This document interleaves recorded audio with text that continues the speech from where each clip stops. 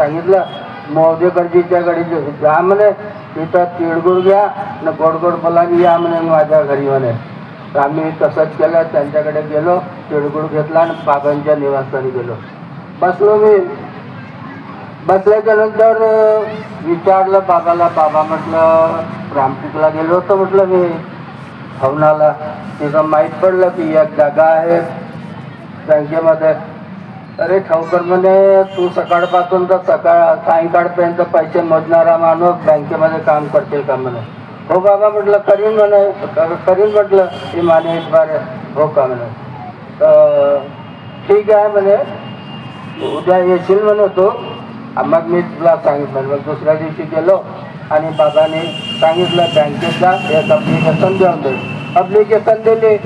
आता अप्लिकेशन दिल्याच्या नंतर बोलावतील. आता मी जशी अप्लिकेशन दिली तसं अजून काही अप्लिकेशन काही लोकांनी केले असतील असं माझ्या मनामध्ये भाव आला.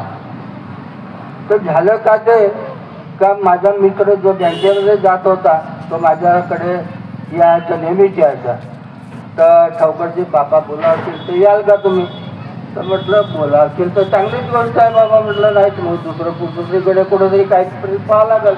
साहजिक कसं बोललो मी.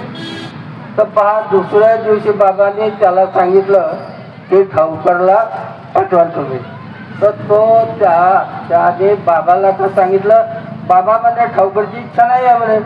अरे मग तिथं कणांचे पानते वगैरे होते, त्याला सांगितलं की तो कणांचे मते म्हणून आहे, त्याला म्हणे पाठवा म्हणे, त्याला आपण लावून देऊन म्हणे बँकेत म्हणे. आता तो रात्री 10 वाजता माझ्या घरी आला. बाबाला तर असं सांगितलं माझ्या घरी आला म्हणे बाबाने तुम्हाला बोलावलं म्हणे. मी गेलो मग दुसऱ्या दिवशी. तर तो मतेला बोलावलं मलाही बोलावलं. तर बाबाने त्या मतेला एका साईडला बसवलं, मला एका साईडला बसवलं की हातामध्ये याची चर्चा नाही झाली पाहिजे. तर पहा मला जाताबरोबर बाबांनी सांगितलं की म्हणे ठाऊकर म्हणे देवानं तुला नोकरी दिली होती म्हणे, पण तुझ्या कर्माने तुझी नोकरी नेली म्हणे. अरे म्हणे चर्चा कशाला करायची म्हणे इथं तिथं म्हणे. जे कामाचं आहे तेवढंच हो नाही करायचं आणि सांगायचं म्हणे. जास्ती चर्चा केलं तर आपण आपल्या शब्दामध्ये फसतो म्हणे. आता म्हणे आता उद्घाटन आहे म्हणे मार्चमध्ये. मग जागा निघाल. मी बोलावून म्हणे पुन्हा म्हणे तुला. आता म्हणे तू जा म्हणे आपलं काम कर म्हणे. मी उठलो आणि घरी गेलो तर मी आपल्या घरी गेलो आणि आराम केलं आणि सायंकाळी